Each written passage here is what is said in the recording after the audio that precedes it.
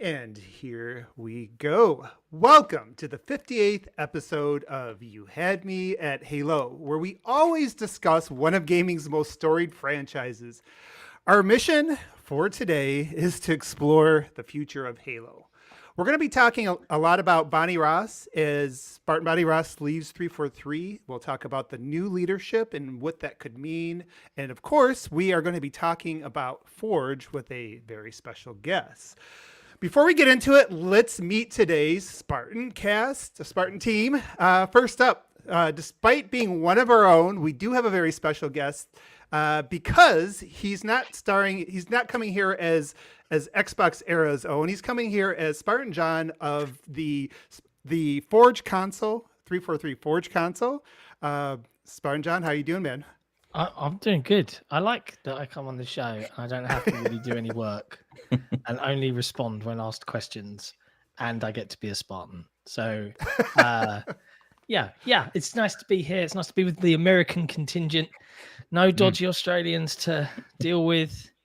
You know, it's just chilled. It's relaxed. Not as much fact checking. Not as big a focus on Nintendo and how great they are. Yeah. Honestly, don't do a podcast with a Nintendo. No ego constantly pushing you right off the side of the screen. But don't you understand? My child loves Super Mario Galaxy. It's the best game in the world. Only 10 of all time. If Halo was Splatoon. Love you, Nick. Love you, buddy. Yeah, good to be here, guys. Good to be here. Well, thanks for joining us, Sikamikanico. All right, next up, we got Spartan Jesse, a.k.a. Mr. Don Cabeza. Hello. I've been all over this channel and our Twitch channel and everything lately, so you're all probably very sick of me. I hope you're well. All right, well, next up on that note, we got Spartan Daniel, a.k.a. Mr. Knottian. Welcome back. Hey, guys. It's good to be back. Good to be back on my feet again, so awesome. Awesome to have John here, too. Thanks, buddy. See ya. Next up, we got Spartan Aarsal, a.k.a. Mr. Soulblazerz. And I know, Soul, you are hanging in there by a thin thread, but thanks for making it for us today. You muted. You always mute yourself. Every time. Dang it, man. That's why we never. I'm here today. No one let me down. We've had 58 episodes and we've not had a smooth start yet. You guys We're didn't hear hoping me to get go there. Canadian when you mentioned America? No, man. I'm not angry. I am disappointed. Okay. Well, first up, also I got a little warthog in the back there, kind of slowly building up my fence. It's gonna cover my whole backdrop eventually. But yeah, things are going well. I'm excited to talk Forge and really excited to have John on the show, though technically for the second time, I believe. That's true. Yeah, Is this really only the second ever time I've been on this show? He's been under extreme NDAs. He's scared of Microsoft lawyers. I think you made that case. I was very scared for several years of ever saying anything. Well, you signed most of your life away. So. And John, I think when you came here before, you were not a Forge OG console member. You were just John of XboxEra. So I think it was a different John. No, it was. He was. We just didn't know. Yeah, it was campaign impressions he was talking about. Yeah, I was talking about how much I love Forge, but I don't know anything. I don't know what you're talking about. You have no insider knowledge. No. Zero insider knowledge whatsoever. Yeah, so we're going to see what we can do. We're going to see what we can do to push John to the edge of his NDA today. So finally, it's your host, Spartan Abe, a.k.a. OneBadMutha. All right, well, we're going to go ahead, and I think normally we would want to start with some of the big news of the week, but since we have John here from the UK, who's well past his bedtime, right, already on a weekday? I don't know. I've turned into some sort of weird pale old vampire at this point, so I don't have a bedtime. I can stay. I'm a grown-up, so I'll stick around for as long as I can. When I start yawning, or if Jesse starts putting a wizard's sleeping hat on my head in the tool, I've already noted he's got a tag up on my screen saying big celebrity, which I'm fine with this, but yeah, I'll stick around as long as I can. Why the engineer? It's keeping him awake. Oh, you know what I thought was funny, John, is You know what I thought was funny, John? You just had the show on Saturday, which was what one or 2 days after they revealed your map. Yeah. And you got like maybe a 30-second segment of it. I bet you if you were a Splatoon map creator, Nick would have dedicated the whole show to you. If you had made a Rocket League car, it would have been 4 hours at least. Yeah, look, I mean, I don't like to wax lyrical too much, and I knew that we had this show as an opportunity to really dive into it for the Halo faithful. So I'm open to discuss whatever you guys want to discuss within the limits of what I can discuss. But yeah, it was. Oh my god. Oh man. For the audio listeners that get to enjoy this on Anchor, I feel like I need to provide some context to the sudden outburst of laughter and groaning that has just occurred in this show. There was some discussion.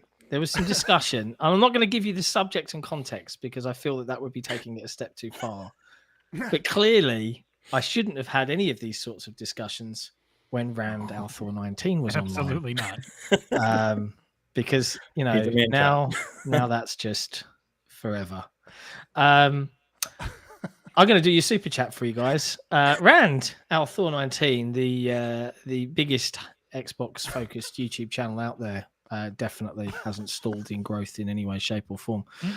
He says, "Do we think the new Halo leadership team can fill all the holes as well as I can?" The answer is no. But anyway. Sorry, Abe. What were we talking about before Rand interrupted with that question? Oh, filling holes. Yeah, pause. Yeah. So John, let's try to get this back on track. Maybe if we can. You know what, guys? We will have a smooth beginning by our 100th episode. I feel like You've had them when you're not. That's on. our goal. Not to Is say that a it's your fault. deliverable? All right, but John, let's go ahead and just start with you. Tell us a little bit about the Forge Council, like what you were doing with that, some of your experiences there, and just a little bit about your background as a member.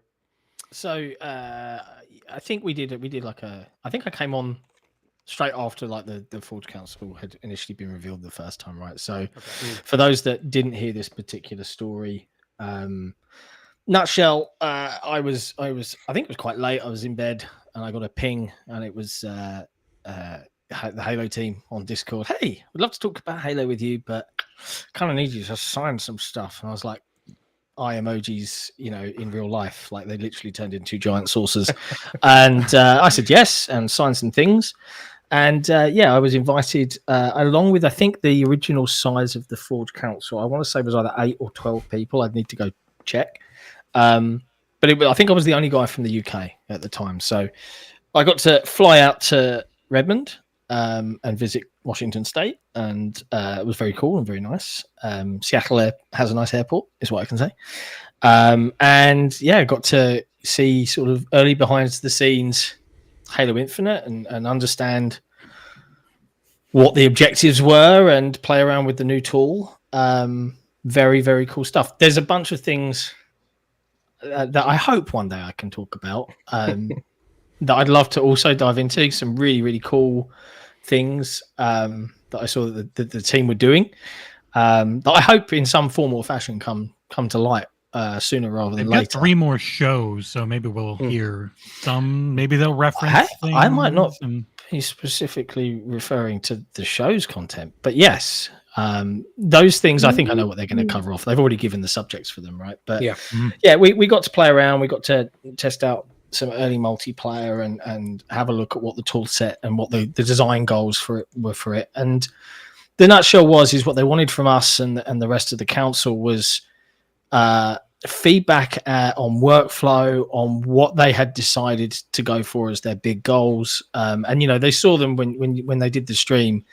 The ease of use, I think the biggest kind of like, oh wow, in terms of what's going to be possible was object scaling. Yeah. And if you take the map that they showed that I made as an example, the previous version of it, everything had to be thought about in very large scale terms. So if I wanted to make a skyscraper for the skybox, so it's not even relevant to gameplay, but if I wanted to give the impression, I'd have to find a bunch of objects of that size or put multiple objects to create something of that size to then give that scale and impression. So Forge didn't have scaling at all back then? They're just different sized items? No, so you'd have a 32 by 16 block, a 64 by 64 block, and they had some limited textures and other bits and pieces in Halo 5.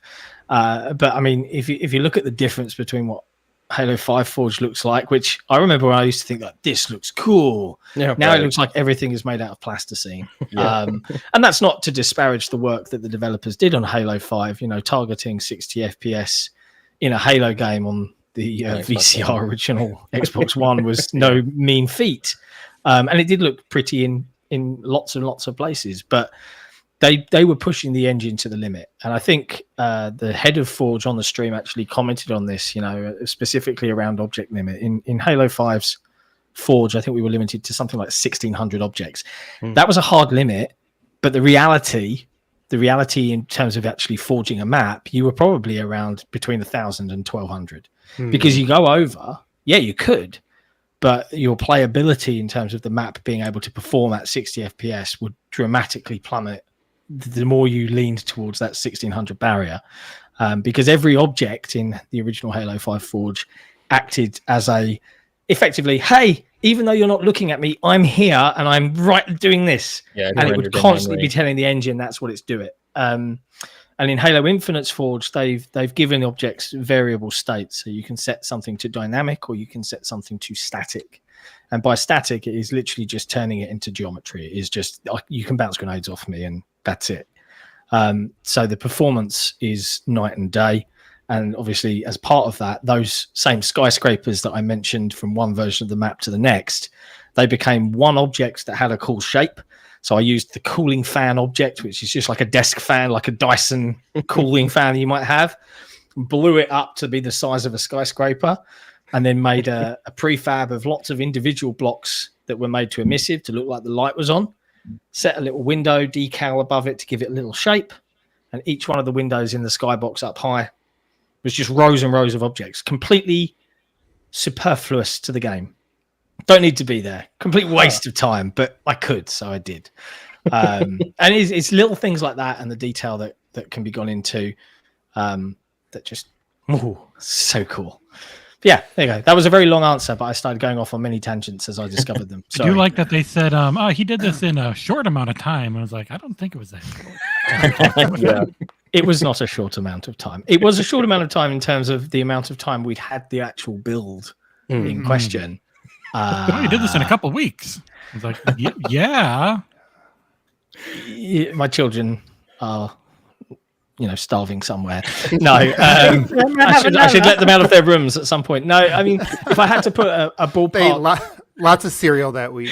Yeah, what's for dinner? Cereal again. But Dad, I've been there. Yeah, I get it. Cereal for dinner. Yeah. Yeah, I'm still excited about cereal for dinner. I'll be honest. I as a 38-year-old male, Cocoa Pops for dinner is a special treat. Yeah. But yeah, I would say it was easily around the 100-hour mark across those 2 weeks. Like that would be my ballpark. I get. And I know this because this is part of my personality. I get hyper focused when I have an objective. So I'm just lost in that for a while until I'm back out of it. And I'll always surface again. But when I'm in the zone, I'm in the zone. I think that's development, isn't it? Like, I feel like that's how a lot of developers are. I feel that's how crunch occurs, to be honest with you, because there is something. Have you ever seen Soul? Disney's Soul? Mm-hmm. Yeah, that whole thing right where down like, there. I see him all the time. He's right there. Coincidentally, I have not seen Soul. I will eventually. Good movie. Yeah, I've heard. But it's a great movie, but they talk a little bit about that zen-like state you get when you're doing something you love, and they talk, specifically around music when you're playing that perfect solo, and you just get lost.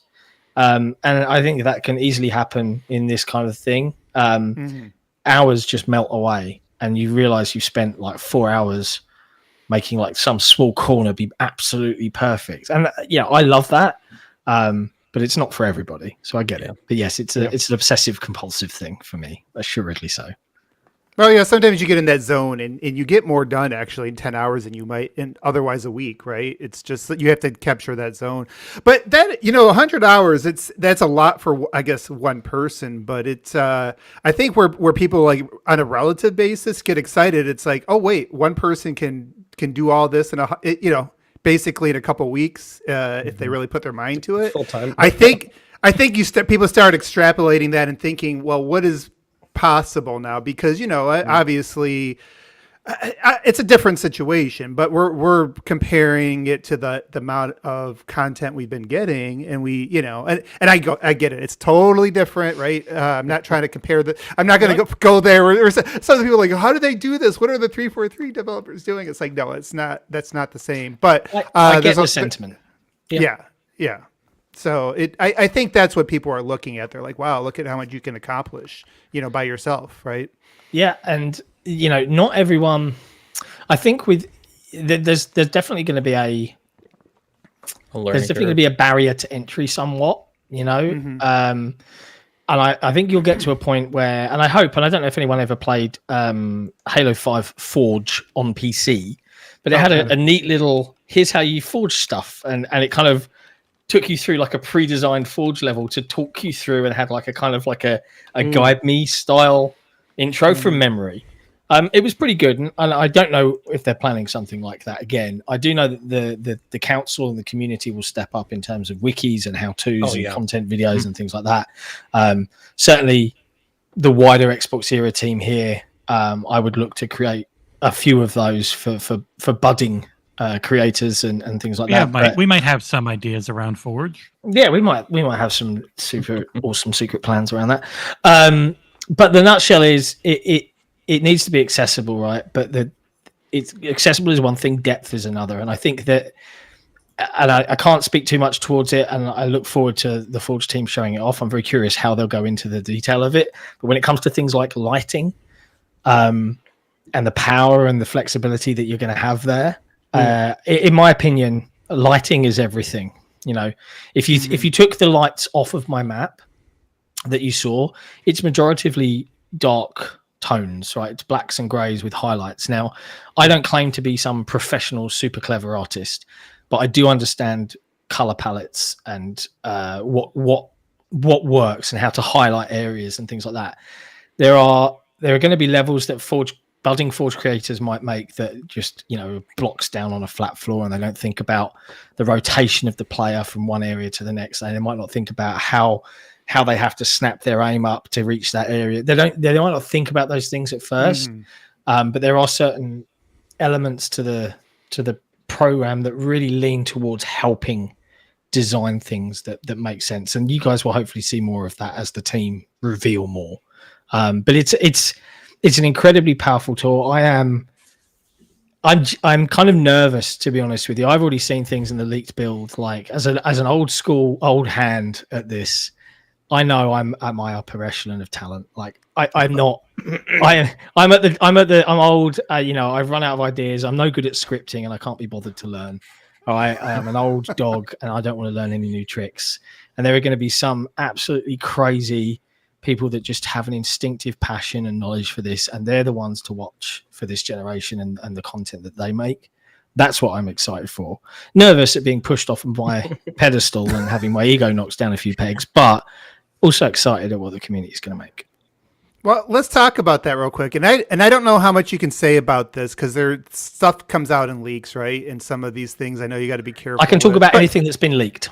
Okay, so there was a leak regarding something that it sounds very GitHub-ish in terms of sharing the content, the maps. That was just in the stream, wasn't it? When they were going through, and you could see people were. Should I frame this as like a hypothetical?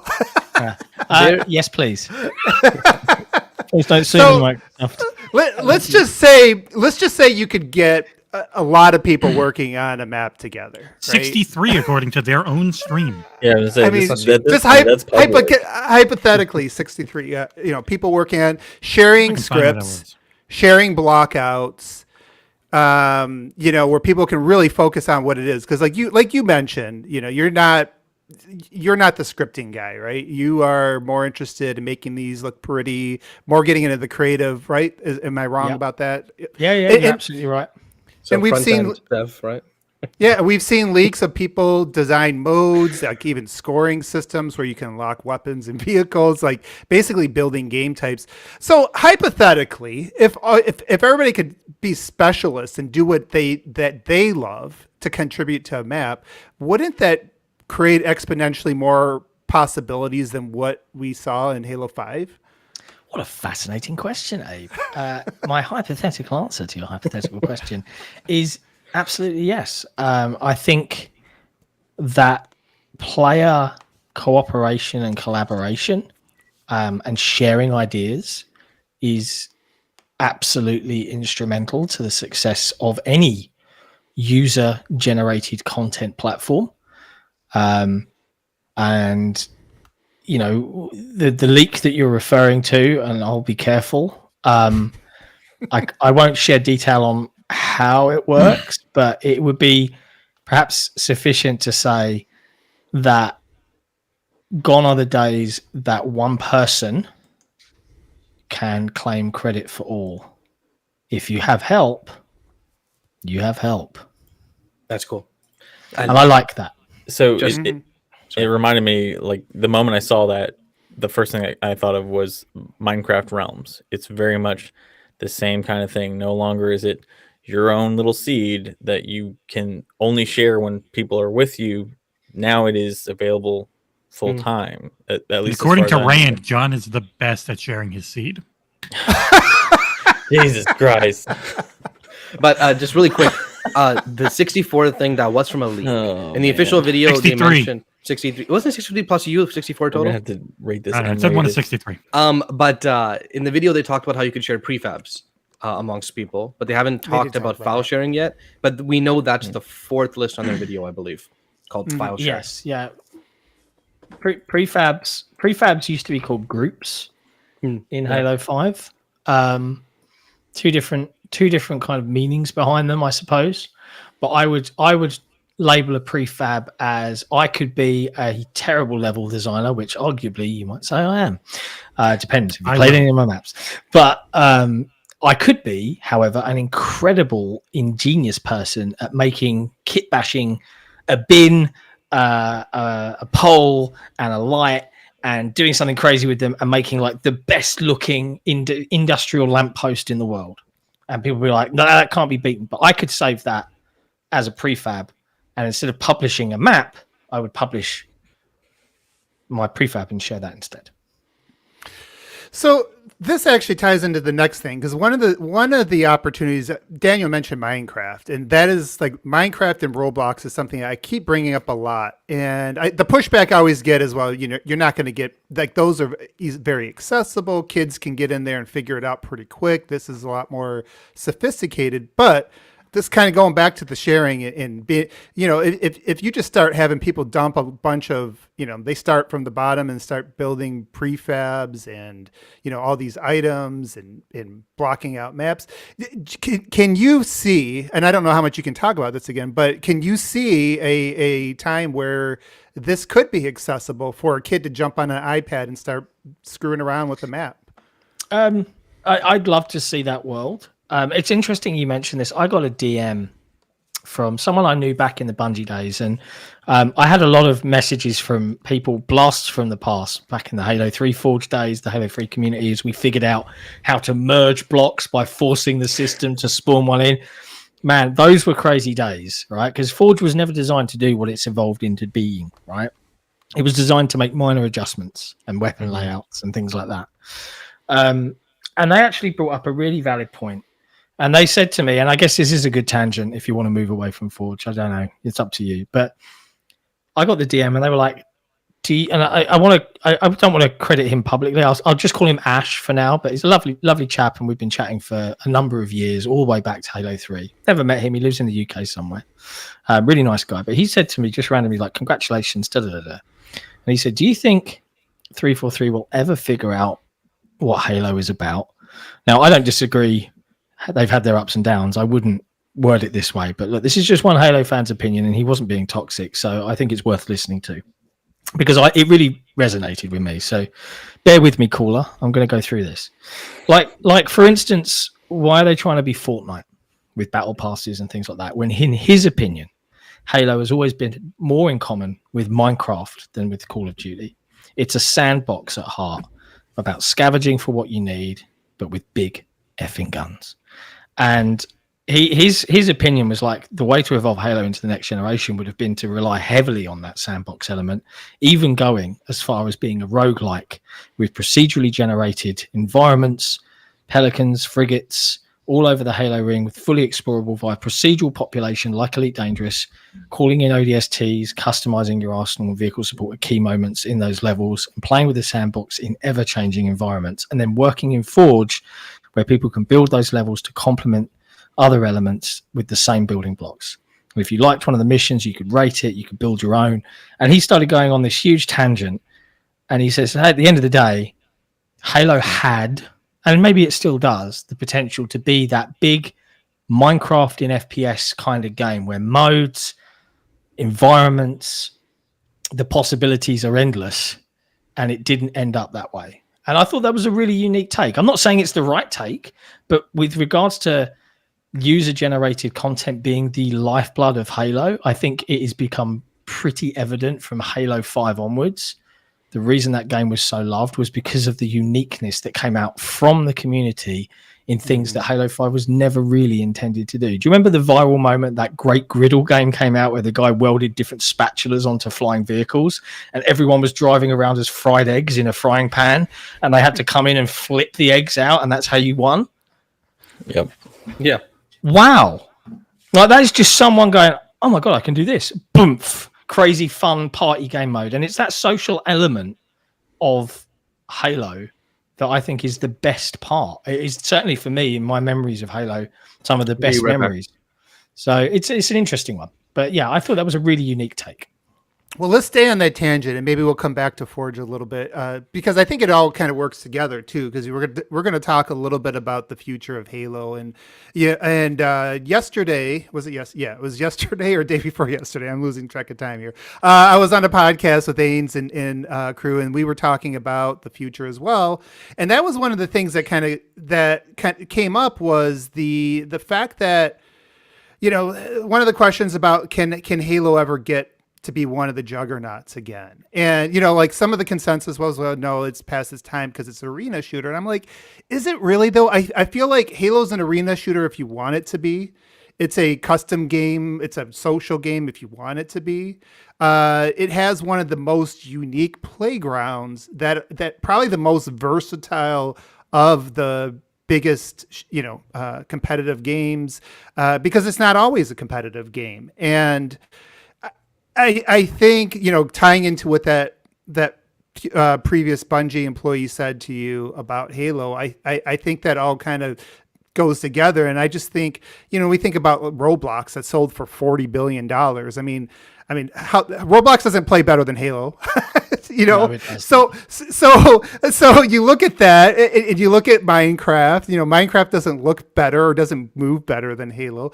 You take the concepts of those types of things and like, even as we'll talk about the future of it, but like, you think about a battle royale, like does Halo need a battle royale? Well, I think a battle royale could be part of a playground, right? It could become part of the options, but I think that is the thing. And maybe when we get to talk about the leadership aspect or the future of Halo, that is kind of an interesting thing to consider because I do think Halo does have potential. It has a unique potential.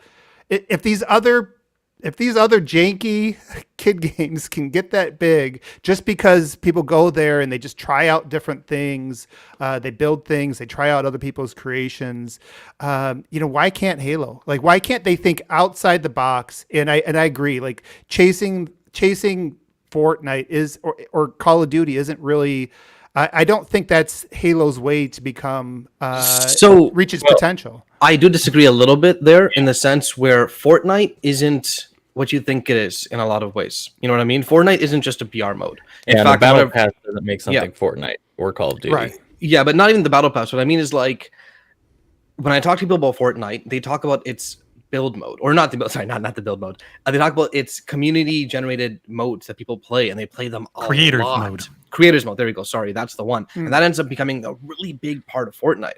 In a way that's similar to what he was saying, because it's like Minecraft, right? Community generated content. But I'm not going to fault 343 from looking at that a little bit and like, hey, these guys, they got this. They have this huge community generated segment too. It's working well. How do they do this? Right. Well, and to add on to that, it's a little bit reductive to say that Halo is just an arena shooter, or pretending as if like the feel or the spirit of Halo is one thing, because I mean, you have 20 years now of completely disparate and sometimes overlapping player bases that consist of those like who only mess with Forge, those who only like. How many developer interviews have I watched today where they were just like, oh, I only play campaign, and then you go through the people who play ranked, who only play play social, who only play custom games because they're built in Forge, and then again the overlapping. So there's so many different types of players for Halo that we know that the interest is there. We know it can be a juggernaut again because it had 20 million within the first month on for Infinite. So I don't think it's a matter of obviously because of COVID, because of how troubled the development for Infinite was, as we all know, all those elements kind of came together at the worst possible way. But in terms of interest, it's there. In terms of what Halo is, I don't think anybody on this panel has disagreed that the campaign was fantastic and the multiplayer, the bones are fantastic. Yes, there are technical issues, but in terms of content being produced, that's also part of the problem. But in terms of getting Halo, I mean, I heard every single person on this panel and then some, for those that aren't here, talk about how much they love Infinite. I've seen tons of people online from the community, from reviewers, say the same kind of things, like this was the Halo that 343 got both things right. Yes, we know there are technical issues. Yes, we know there are content cadence issues as well. But in terms of the feel of Halo, I mean, that's where I disagree with that whole rant, was that I'm not sure that, as somebody who plays Minecraft a lot, I'm not sure that it's necessarily what every Halo player wants is for it to become some sort of first-person shooter Minecraft. So it's an interesting one. You touched on lots of different elements as to why Halo is so freaking difficult, right? And this is free, and I mean all of this. Like, this is the crazy thing, right? I can speak subjectively, objectively, both, I guess. And I've said this on the main podcast, and I think I've probably said this here before.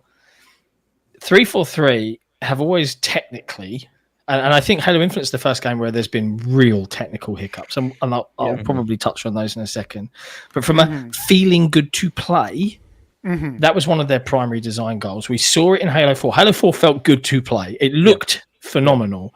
The sacrifice of making it look like a next-gen title on one of the swan songs of the 360 era was that the scope and scale of Halo 4 was narrowed, right? So the campaign suffered, but it was also gorgeous. They also did a slight tweak on that art style, which unfortunately they went down a further path, and Halo 5 became a bit Power Rangers. But it always felt good to play. And I'd argue if you go back and play Halo 4 at 60 FPS, outside of map values and tastes, and if you remove the loadouts and you just base it on how does this feel to move around, it's a pretty good feeling Halo. Yeah, if you play pro player, it's Halo. It's great. So I've never considered that to be a real valid criticism. I think the criticism that they face and the trouble that they have is that this is just my gut sense, right? Everybody I've met at 343, every single team member that I've interacted with across the studio when I was there, I've had lunch in the building.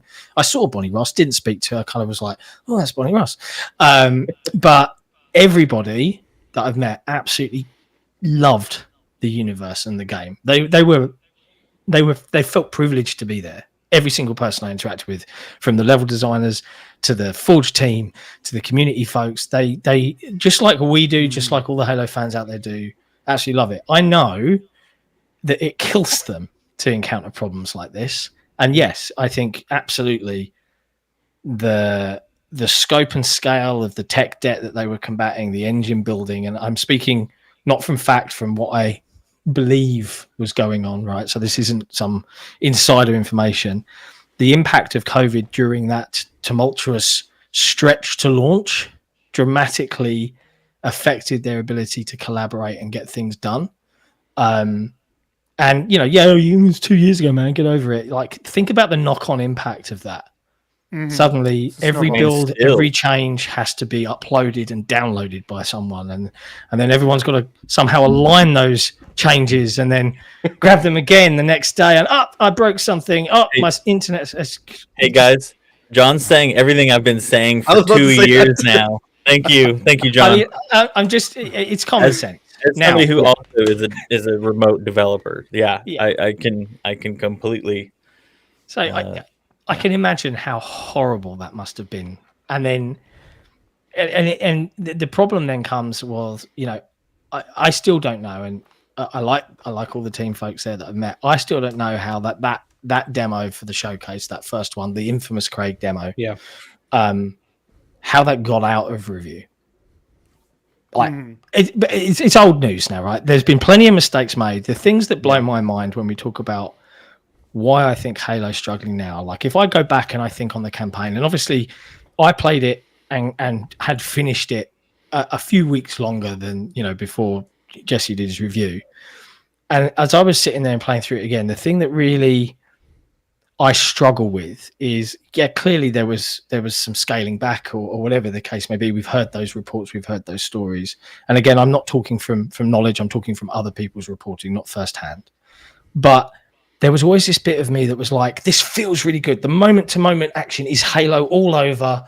I loved it every second I was playing with it. And I think that's why that unanimous praise, more or less, from the critical reception of the campaign was so strong. But a few weeks later, my brain was like, in 2007, I jumped out of a level with some Marines on the back of a mongoose. A storm was raging. And then suddenly the ground started to shake, and a giant AI-driven Scarab Covenant tank battle weapon climbed over the building, and I had to fight it in one of the most dynamic encounters in a video game ever at that point. There has yet to be that moment really in a 343 Halo game.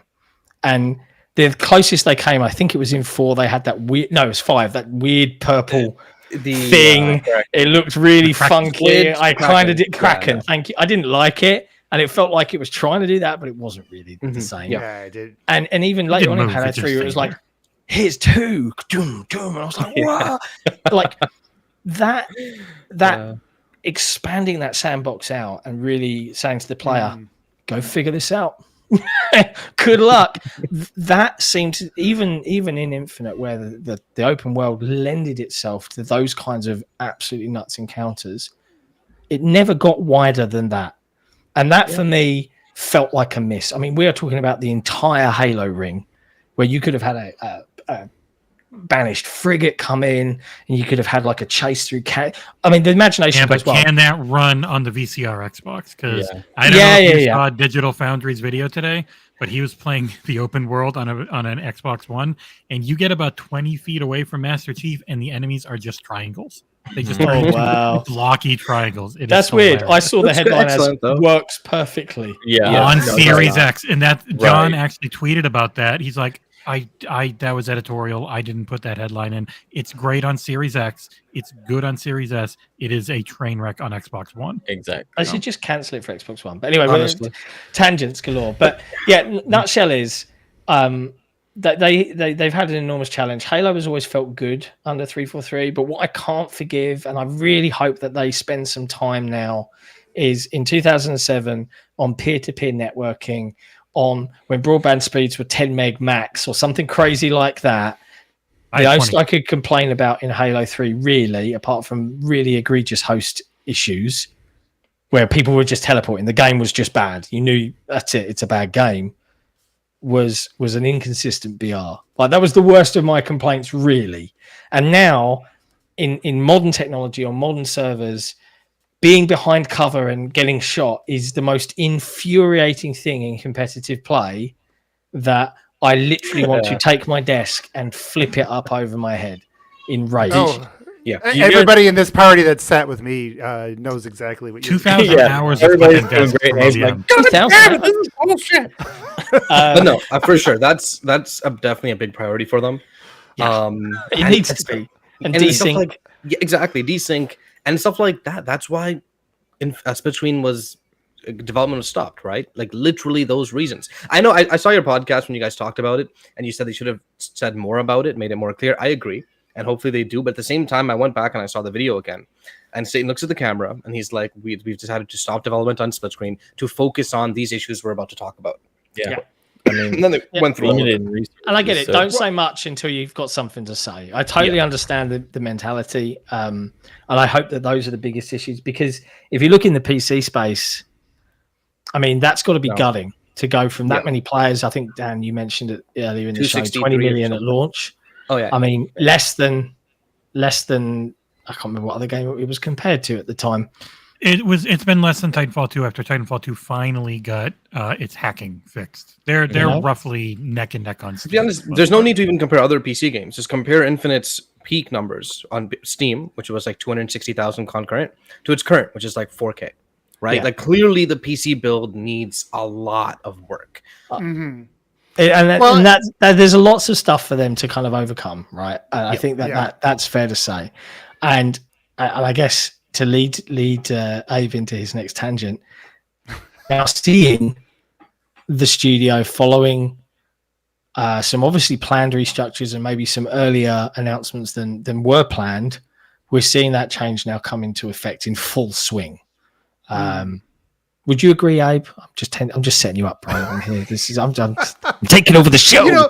You know what, John? I had like 3 squirrels between all these conversations that I was going to chase, and now we're on to number 4. But I will go there. I will try to recapture those squirrels later in the show. No yeah. Let's transition, because I know we can probably talk Halo for 10 hours tonight, which we don't want to do because you got to get some sleep. But let's transition over to that. So obviously, while we're on this topic of the tech debt, some of the challenges, we know what the tenure has been on Twitter. Anybody's looked on there, it's like you basically, after they announced the roadmap, which I think leaked to a lot of people beforehand. I basically took, as soon as I knew they were releasing that video, I took a few shots before I went to Twitter, and rightfully so. It was everything you expected it to be.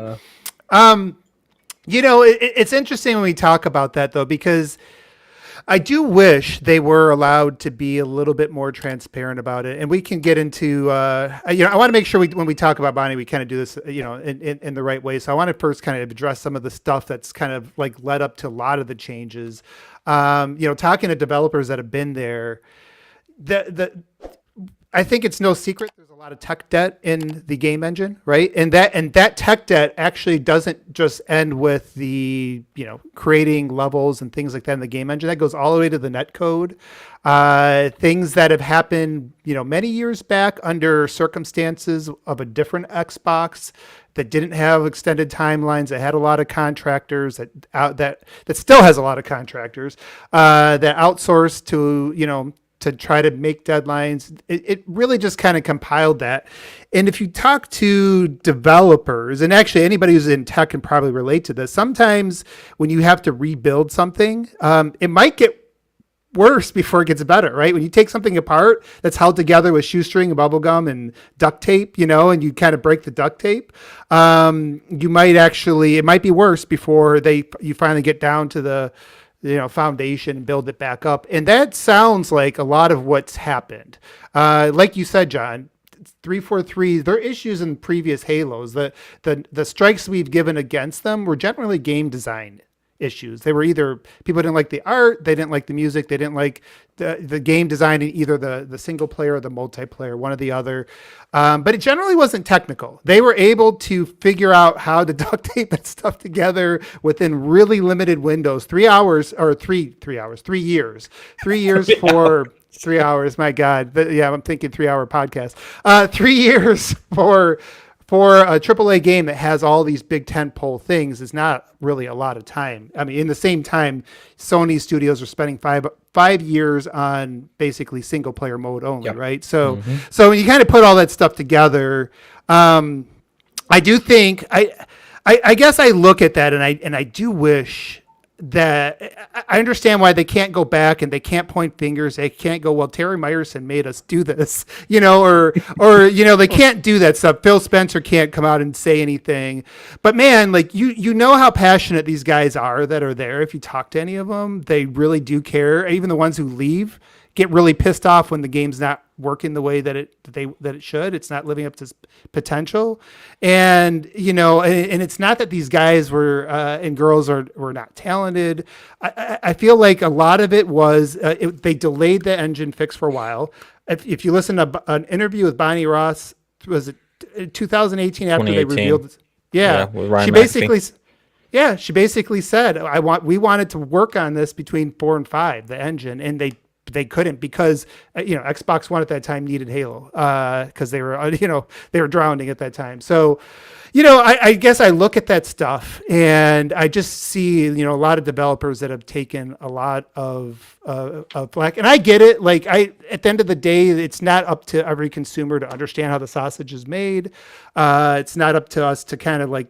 It's not really our problem necessarily. But they start pretending they know, right? Then it becomes the problem. Well, that's the thing. Yeah, when they start doing #Fire343 and stupid shit like that. But I look at the developers and the people, and I kind of realize like some of the issues they've been up against, and you add in the COVID thing, and it's like, it was a domino, right? It's like a snowball. It's like stuff just built on itself, and like it is not where I think anybody wants it to be, and we look at it like, well, you didn't plan. And I think it was, you could argue that it definitely wasn't ready for to be sold as a full release, but I think that for the multiplayer at least, but I just look at, I guess I have empathy for the developers is what I want to say on all that aspect, that a lot of the flack that they've taken is when it comes to the technical issues, the efficiency issues, a lot of that's just, when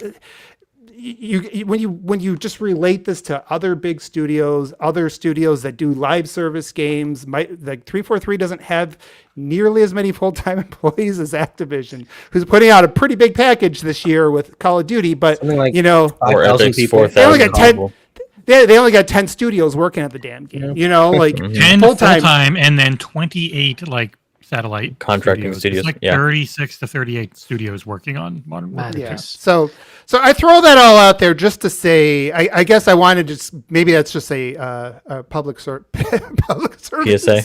Yeah, PSA for the developers and everything. We know, like you were saying, John, like these guys are passionate. These guys and girls are passionate, and I do think that over the last few weeks, there's been a lot of things that putting myself in their spot, I felt pretty awful for a lot of the people that were there.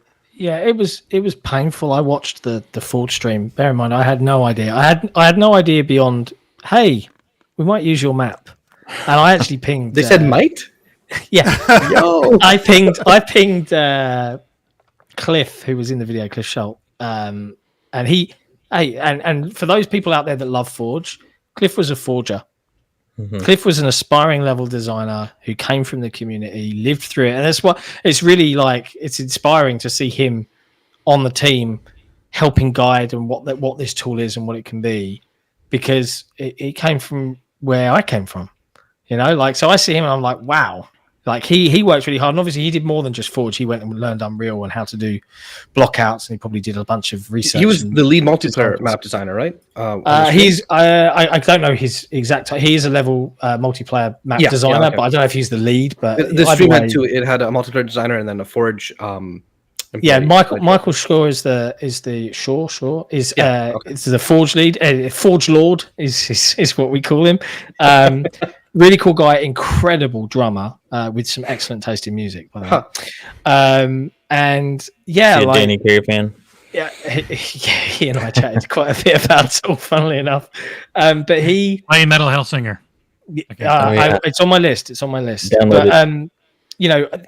seeing what's capable now. I think the thing, when just touching on everything you just kind of talked about, Abe, I think that the struggle that they have is that Halo 3 set a bar in 2007 with 1920 by 1080 textures in Bungie's engine, the Blam engine, and they made a Forge that didn't have merging, and they had a theater mode, and they had a 6 to 7 hour campaign, whatever it was, and I can't remember what it shipped with, 9 maps, 11 maps, something like that, in 2007.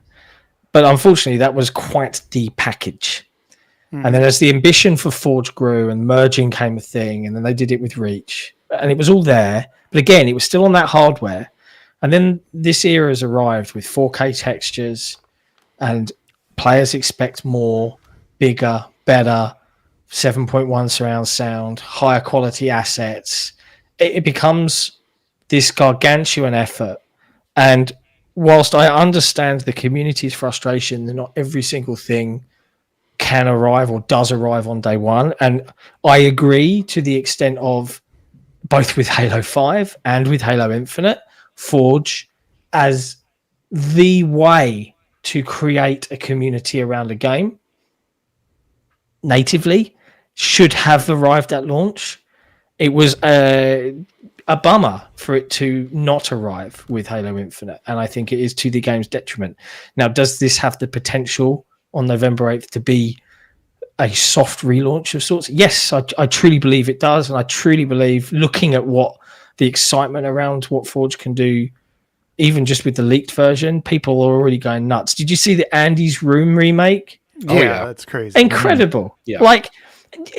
And people are doing. Did you see that level that they made and showed at the Halo Infinite Forge Fundamental stream last week? My God, did that one look good? It was just That one looks City, some guy made. It was. There's a Gearbox Donagaco or something. I think there's a Gearbox level designer. I think he's actually called Infinite Forges on Twitter. And I don't know the guy. Like we briefly introed. He seems like a nice chap, and it really bugs me in some ways that I'm not allowed to show and tell more. If I could stream Forge today, I would be walking people around. I would do full walkthroughs. I'd talk to the community about it. When my handcuffs are untied and I can do that, I will. But it really, there was a small part of me that was like, motherfucker, because I was inspired by this map, and then he did this really it's a bit OTT in my opinion, of packed with detail, neon lens flare, cyberpunk environment, and it got 10,000 likes and went viral and all this sort of stuff. And then the follow-up tweet was, "Thanks for the inspiration, Sikamikanico," and I'm like, you son of a yes, I did see that. Yeah. Pure jealousy, and I just wanted all the limelight for myself. But even that, people are like, and I would argue there's a difference between creating what I would refer to as a beauty corner, with all of those lens flares and things. It's not, I wouldn't say that's strictly playable, and actually making something playable. But nutshell, huge tech debt, lots and lots of hiccups in development, creates this environment where watching that stream, the chat was just fire 343 constantly. And if I'm sitting there as an employee, I'd be reading that and just thinking, why do I do this? I'm working my butt off. You think how demoralizing that must be? Yeah. With remote work, why would you this is the thing for anybody that thinks that these guys don't give a shit about the game. With the way you can go to another studio nowadays, and we see it, right? People move around much quicker, and there's a lot of demand for developers. There's a shortage in most places. If you got experience on a AAA game, you're going to get a job pretty quick in this day and age. And so there is no. I guess that's part of the other part of the PSA, and hopefully,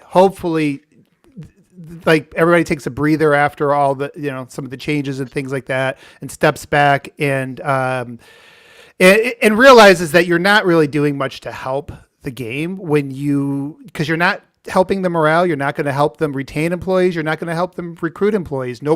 I've talked to developers when Activision was going through the thing. Nobody wanted to go there. Imagine a world where any job you're at, someone constantly appears next to you and goes, "You suck." Yeah. Right. Just imagine you're at work. Imagine whatever job you do for a living. Oh, yeah. Someone every 3 seconds goes, "You suck at everything." Yep. Imagine how you would feel. Yeah, and that's kind of like, to the point you were making earlier, Abe, about being more transparent. It's like we've seen both Bungie and 343 have seen, because they're arguably some of the most transparent in the industry. And we have seen firsthand, time and time again, how much they get just constant shit, no matter what they do, no matter what they say, whether it's good or bad. And so, and I talk to a lot of developers across the industry, not just at Xbox, and so many of them are like, why do we even have a presence online when it just attracts people, right, to be shitty, right? And like kind of what you were saying earlier too, John, like this kind of leads into the whole like perceived expectation, right, of, well, Bungie did this in 2007. That's true, but they were also only developing for one SKU. And there's a great thread from Tyler Owens, who's a previous Halo and current Respawn developer, that I think should be required reading for everybody who does not develop. And that is that basically the gist of that thread is that development now compared to 15 years ago is a universe of difference. I was told it's easier than ever. What are you talking about? Right. Yeah, exactly. You know exactly which one. Yeah, you know exactly which one I'm talking about. And you're talking about now, especially just with Halo, you're talking about what, 5-6 SKUs PC, which is an amalgamation of SKUs in itself, right? And then Xbox One, Xbox One S, Xbox One X, Xbox Series S, Series X. So that's 6. We saw their behind the scenes stuff where they had like 6 stations all of them set up.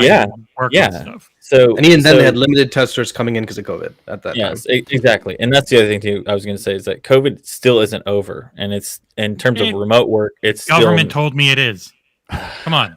Well, the CDC, would they lie for the economy? I can say that. Anyway, there are still the vast majority of developers working remote, and so you can't.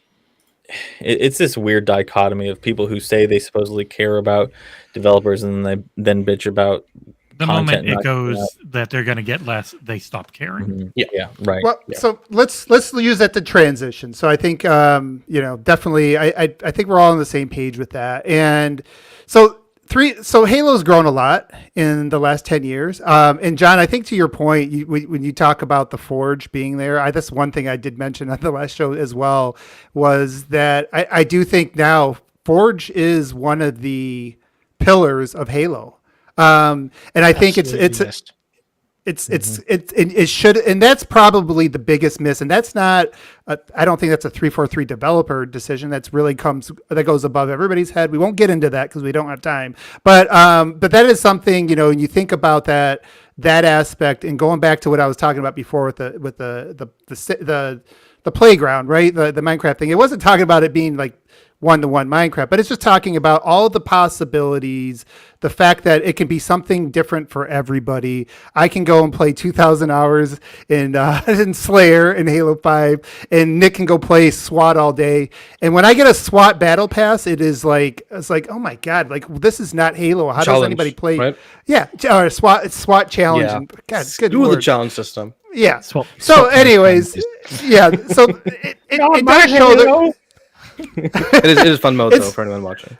Not really, but there's going to be a lot of opportunities going forward with Forge, because now I feel like Forge does complete the game in some respects. Still fundamentals. There's still fundamentals that need to be fixed with the desync and all that. But all right, so like as we kind of like look back at the 10 years, Bonnie Ross took over the studio. Founded the studio at a time when 15 years ago. Right.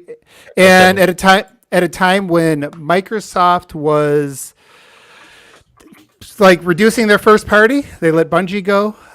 They were considering outsourcing just about everything. They wanted to outsource Halo, right? They were thinking about. She mentioned it was Gearbox was on the list, and potentially that would be the end of it. It would be like the swan song for the franchise. And so she took us over, and things have grown and changed a lot. And I think we'll kind of use that as sort of talking about the new leadership team, but the expectations for AAA have changed a lot.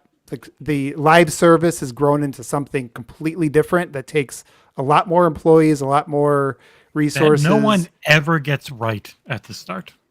Yeah, I mean, it's unbelievably difficult. I think Halo 4 as a game, looking at it objectively, for a brand new studio, was a goddamn miracle. Massive It success. was. Well, yeah. I don't like the campaign particularly, and I thought the multiplayer went too far in directions I don't like as a Kill Halo streaks. fan. But if I look at it objectively as a technical release, zero bugs from memory or zero game-breaking bugs. Fantastical graphics that blew people away, and it was their first ever game while they were building the damn studio. I mean, it was originally supposed to be developed for next gen, but then Microsoft basically pushed them to push it out for 360. That's So you rewatched the interview just like I did, didn't you, Daniel? I made tons of notes, man. I made tons of notes.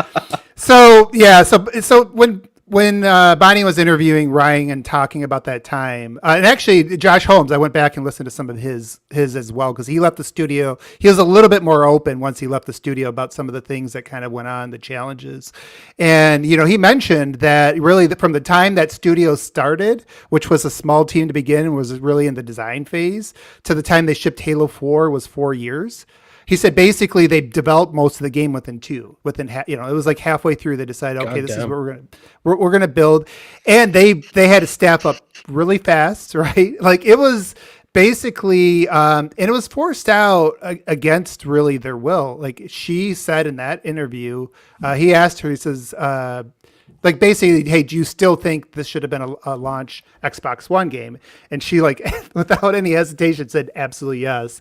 Because I think what happened is as she kind of goes through that interview, she talks about the snowball effect, because now that there wasn't any Halo at launch for Xbox One, they had to go bigger with Master Chief Collection, and they didn't have the resources, so they went in and outsourced that and created all that problem. And then they wanted more time for Halo 5, but to fix the engine, but they couldn't get that because now Xbox One, is it's like it's a domino, right? Like we talk about. We are used to the leadership of Xbox being very competent the last few years, despite what people seem to think with no games this year, and we know the reasons why. But there was a very long stretch where the leadership there was very much not in any sort of. They didn't want to grow anything. They just wanted to find other avenues to make money, make it cheap. So why were they outsourcing things? Like end of 360 Gen was pretty successful for Microsoft, from what I remember. I mean, so the thing with Master Chief Collection specifically was that it was such a monumental project by the time they decided, hey, let's do all these. That's why I always found it a little bit screwed up that 343 got all of the blame for MCC, because you had certain affinity. You had, I think Gearbox worked on some of the components. You had Saber Interactive. I mean, it was Sleeping Dogs Dubs did something. United Front Games, or was that who? But I mean, completely out of their element. Did stuff they never did before. Yeah. Like when they let Bungie go, and they were even considering giving Halo to like a different studio, like that feels kind of off to me. They were already pulling back. They were already back, and I think it was Terry Myerson and Don Matrick, and it may have been Shane Kim a little bit too, that literally told Bonnie Ross that we're thinking we can put out one more game and then the series has run its course. Like they wanted to essentially kill Halo. I thought you said take him for a minute. I was like, what the fuck?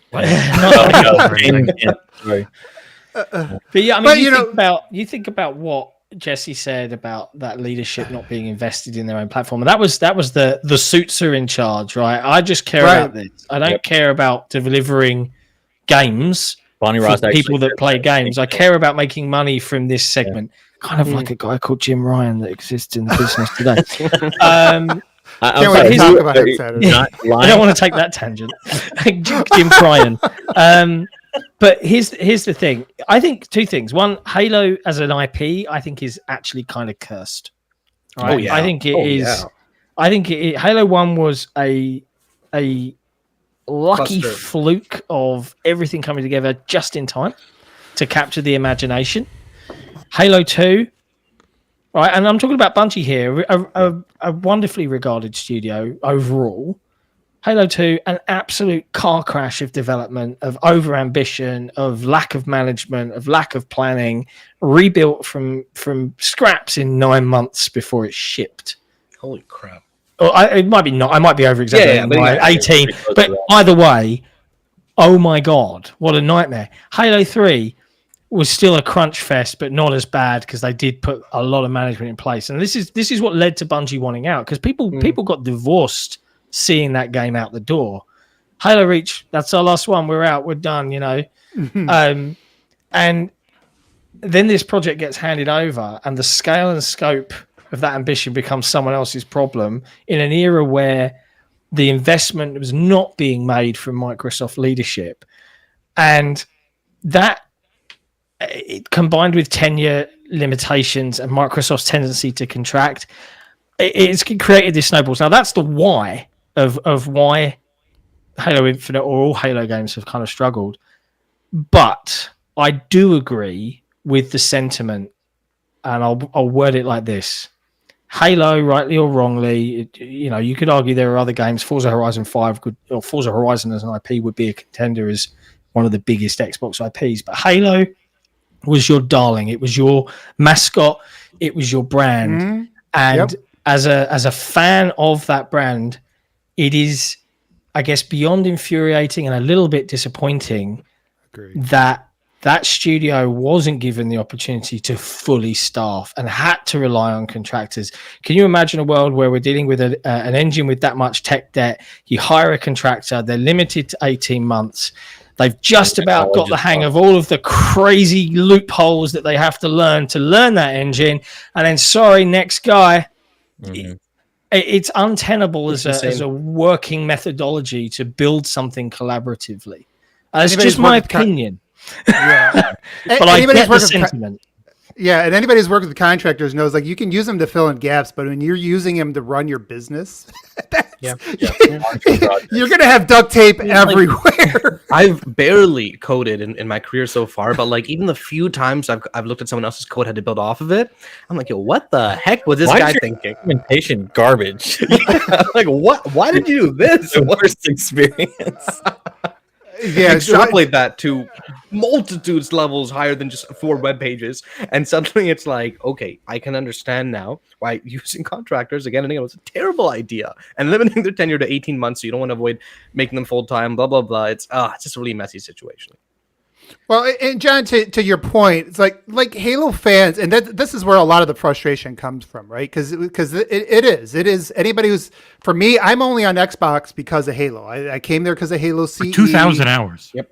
Yeah. Well, I was ready when Don Matrick was basically saying, I got a console for you. I was like, okay, I gave him the finger too, and I was ready to jump, but I was like, I had to come back because it, You know who's the best here giving the finger? Not gonna lie, I first thought of Jim Ryan.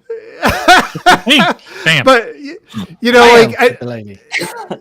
But I guess the point is, like, the frustration absolutely deserves to be there. I think the ire deserves to be there. When people say, hey, it starts at the top, I would agree. The thing is, I think sometimes we misidentify the top. And that does take me to where I want to just give Bonnie a few flowers here, because obviously she's, Spartan Bonnie is retired. And like, again, I don't know her day to day. She may have made, people have ups and downs, all of us in our careers. So along the way, maybe this project got too big for one person, and maybe we'll talk about that here in a minute. But at the time she took over, there was no guarantee that they were going to, Microsoft was going to continue to keep Halo. She was told by people that, why the hell are you taking on the legacy of Bungie and dealing with the people, you're going to have to deal with being under the thumb of, basically Windows at that time. So, the fact that you had somebody navigating that, I know Jez said this on the podcast last week. He said it may have been worse under somebody else, really, if you kind of take those situations. So I think it's just worth giving her some credit before we kind of move forward and say, okay, now let's, fans, you deserve, we're all frustrated with where it's at. Frustrated with maybe the treatment Microsoft's given it at times, but I do think that needs to be called out. Go ahead, Daniel. Yeah, there's just a few things I want to say really quick, if that's okay. Specifically about Bonnie Ross, because I'm gonna mute you right now. Yeah, that sounds about right. The Jesus thing up. There, take that. Eat that, Jesus. Okay, go ahead. So, you're right. I mean, at some point the buck stops here, right? In terms of leadership. But the thing that I think a lot of people don't do is that they focus on the things that they assume is or they know is bad and assume it's her fault, right? But if you're going to do that, which is not always the case, obviously, because there are multiple layers of leadership at 343, just like there is at any company, and there are still developers on the ground that make mistakes that end up costing those elements, right? But if you're going to do that, then you also should be giving her credit for the things that she did right, like the things that we know she did right, like for the fact that she was a Halo zealot when Halo came out, like when the Fall of Reach was released before the game came out. She talked about how she was one of the first ones to get a copy, because they all did early at Xbox, fell in love with it then, and she was the reason that after Bungie, gave up the mantle, that there was the Halo Bible, right, of the lore and all the things that we know now. Because regardless of whether you read the books, regardless of whether or not you like the lore, I don't think you could argue that. I mean, the inconsistencies in Reach alone still piss the shit out of. Hate that game out. Yeah, exactly. Man. Anybody who's read the books, anybody who played a Halo 1, like the inconsistencies in Reach alone pissed so many people off that, like, Bonnie Ross was the reason we have a consistent lore. She's the reason that we have that Halo Bible, and for a lot of other things too. Like, she's the reason there's more diversity in Halo in terms of the characters. She specifically said that if I'm trying to remember the exact quote, but like diversity attracts more diversity. So like the things that she did for the franchise, but also for developers, women, people of color, to really pave the way for them and also mentor them. I mean, I have a really good friend at Xbox who's pretty high up in the chain, and she told me she cried when she found out that Bonnie Ross was retiring, because she was one of her first mentors there. She was one of the people that showed her that she had a path. And so when we think about these people, they are human beings, and they are more than just the sum of their game releases, right? And the things that she did at Microsoft, at Xbox, I think, especially being there for 25, 27 years, something like that, it's one of the things that you can't really quantify, but it gets glossed over because everybody wants to throw their pitchforks. What's up, John? Oh, Judd. Can I go on a small rant about gamer culture, please? Yes, please. Please. Here, be careful. You go woke, we might get broke. You're looking at a Halo podcast. Just on the subject of bread and butter. Yeah, like just on the subject of her accomplishments, right? Yeah, I would turn around and say, I would say to any spicy hot take spewing YouTuber out there, that if you're gonna cremate and say, well, she's the boss, it's all her fault. She's the boss of the franchise, not necessarily of the game. Now, she's the boss of the game director, but there's probably a boss above that and a boss above that before it gets to her deck. So she's responsible for the comic books. You can just say who you're talking to. And I'm talking to I'm not talking to Nick. Nick's not that spicy. He's not that spicy. He's talking to other companies. In other companies, gifs of her, and oh god, I don't want to talk about it. Right, in other companies, the buck really actually stops with the CEO. So I'm looking at Satya Nadella, I'm looking at Phil Spencer, and I'm looking at these tenure reasons, and I'm looking at the way that 343 are enabled and empowered to build Microsoft's premier franchise. That's where, no offense, and when I say direct your ire, that is where you should make objective and reasonable criticisms. Yes. Yeah, constructive criticism, not just personal attack. But Bonnie, unfortunately, and I'm going to be crass in a very British way, unfortunately, Bonnie doesn't have a penis. Yep. And that means that she's subject to way more scrutiny and vitriol and blame because she's a woman in tech. How dare you invade our space? Gross. It is gross. And this is the person that took and believed in the franchise that everybody cares about. And what really bugs me more than anything else is that there are this community, and the Halo community can be wonderful. Like the Forge community I'm a part of, wonderful. You had me at Halo's community, wonderful. Halo you were careful, slow down now. Although saying that, they were very nice about my Forge appearance, right? So I'm not going to complain too much. They won you over. But it is the algorithm chasing. I've built my brand around Halo, and because now, and I get it, my bottom line is affected because I've chosen to build my brand around a video game. Video games come in and out of popularity all the time. I wouldn't do that as a business strategy. I'm going to instead lean into the negativity and stir up the very people that purport to love the franchise. I think it's gross. It's a complete simplification of the situation. And this isn't me being Defense Force. I have a long list of criticisms that I would direct at the way 343 have handled the franchise, but arguably more so the way Microsoft have not enabled that studio to succeed in the way that they should for a premier franchise, the mascot of Xbox. But I am not going to bungle my criticisms up, attach a bunch of slurs and hot takes and disbelief reasons and fire them at one person and make it all about them. That, I'm afraid, is toxic as all hell. So if you are watching this and have typed Fire 343 recently, even if it's as a joke, realize that that is not the way to have a conversation. It's not the way to treat another person, right? Or a group of people. And gaming discourse would be much better if companies like YouTube, Twitter, and anything that enables social media and the sharing of information would take a long, hard look at why we share what we do as human beings. You invented the algorithm to lean in on this negativity and this hate. Why not lean on one that leans on positivity and empathy? Someone out there has got to do the math for this shit, right? Well, that's just... Sorry, it's my spicy take. I'm done now. I'm going to calm down. You're absolutely spot on. That's literally what I was telling Abe the other day too. If Bonnie were a male, this would not be anywhere near the same.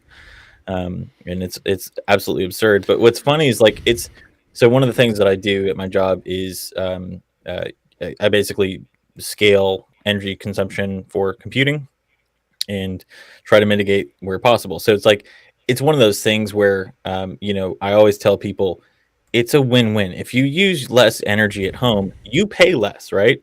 And it's the same thing if you flip that into gaming. If you were to be less toxic and be more constructive and positive, that has a knock-on effect to said developer's mental health, and which then means you probably get your content and you probably get those fixes at a much higher rate because you don't have the turnover. You don't have the mental health days that people have to take because you guys are being absolute shitheads. So I don't know. That's I mean, it's infuriating. If Microsoft could only, raise a bunch of gamers that have basically praised $70 games for barely a paint job. But no, I'm sorry. No, but speaking of the community, there's this one prominent Twitter, YouTube user, whatever, that talked about how they were never going to talk about Halo Infinite ever again. Right? They talked about it again. The tweet makes me money. The tweet was really telling. It's yes, unfortunately, none of my Call of Duty videos or other content get enough views. As a result, complaining about Halo Infinite is all I can provide. Yeah.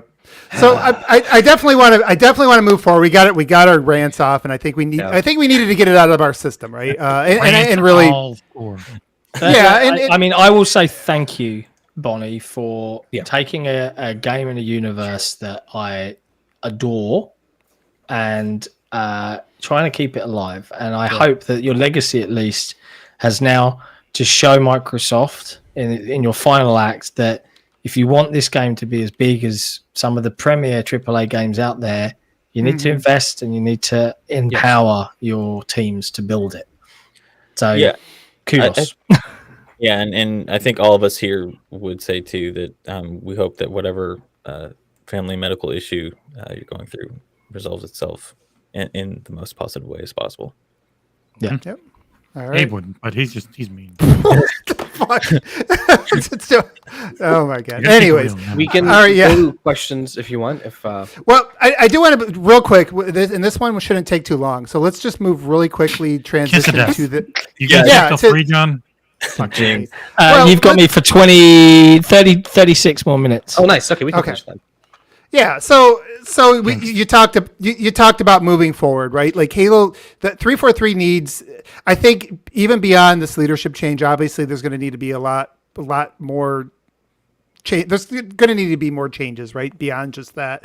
But let's speak about that. So they they split up Bonnie's position into 3. Remember what I said earlier about the fact this game has grown a lot. The industry's grown a lot. I think the demands probably at the top have as well. And this might be a good signal of that. But I want to get your thoughts. I don't know too much about many of them, but Pierre's probably the one that's easiest to focus on because he's taking over the game, which is where I care the most. Pierre Heinz, who comes from managing the Master Chief Collection, he came into that after it was a dumpster fire, and I want to see what your thoughts are on that. I'll start off with you, John, since you are the latest past your bedtime. I appreciate it. I'll be succinct. They've made a bunch of new hires yet thus far. As I understand it, Pierre was very responsible for leading the team in correcting some of the issues that the MCC had, the collection.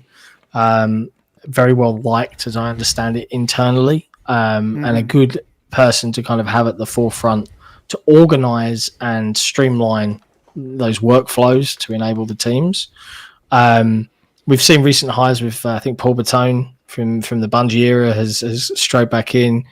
We know that from a support perspective, Certain Affinity are in the mix somewhere doing their thing on the rumored BR mode. It's very, very clear that regardless of the state of Halo Infinite as it is today, that following launch, some long, hard looks were had at how did we get to this point with our premier franchise? And now Microsoft's a large organization and it's a slow-moving ship. And I think it's encouraging that in spite of what I understand to be a pretty industry-wide hiring freeze predominantly across the board, they are still making hires. So, it seems like exceptions to some degree are being made. It gives me a lot of hope. I think Knottian said it best earlier. The bones and the foundation of what we have with Halo Infinite right now as it stands today is, in my opinion, the best playing and feeling in terms of speed, in terms of mobility, Halo game we've ever had. Now, if we can fix up those long-standing issues, relaunch with Forge, that big winter update, and recapture the imagination of lots and lots of Halo fans with unlimited, that's what we're dealing with here, unlimited multiplayer content. And if 343 can successfully bring that content to the forefront and enable the community to discover it and to play it and to share it and to enjoy it, this could be a really, really incredible turnaround for what has probably been a very difficult period of time since launch. And that excites me because I had a Halo LAN recently. I was one of the weekends I was off. The boys wanted to come down. They hadn't seen me in a while. I spent 4 days playing Halo Infinite Ranked. It took me a while to get back into the swing of things after being in Forge mode for so many hours. But 2,000 hours. Yeah, 2,000 hours of Forge. We can ignore that super chat that just came up. We don't have to. Competition. Australians don't know what that. Oh my God! Why is he so weak? It's a ridiculous take. God, I know you can read it out loud. Bare minimum. It's a ridiculous take. From, it ruined my timing. Special So John just said the boys came down. I was going to say if there's anyone that knows about boys coming, but then it's all. Oh my God! Rand isn't on anymore. All right, stop misbehaving. But the nutshell was that despite the fact that we were frustratingly playing similar maps over and over and over and over and over, because that's what ranked is, I had a lot of fun. Aside from dodgy pings here and there and that desync problem and that getting shot around corners, it's Halo and I still love it even now. So I'm really, really excited. Have you tried the new mode, by the way? Yeah. The Yappening, I am not a BTB guy. Okay. I did try it though because I kind of want the Mohawk. Even though I'll never use it, I just have to have it in my accessibility thingy, like sitting in there. And the kill effect is super cool. I call me old school. I just want to win.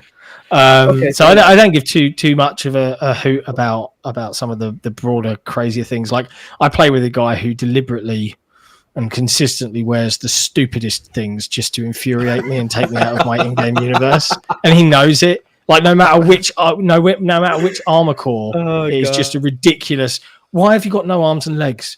Oh, he's badass, isn't he? I could say he sucks at his job. You know, if he's a soldier and he's just lost everything and he just keeps going, yeah, but that's how badass he is. He's had his arms and legs blown off and he's still fighting. I'm like, okay. It just looks ridiculous. It drives me nuts. But in reality, it's a Spartan who's lost his hands and the bandsaw like time and time again. And it's like, that's just dumb. But it is what it is, right? And I have the patience to wait a month and a bit. All right.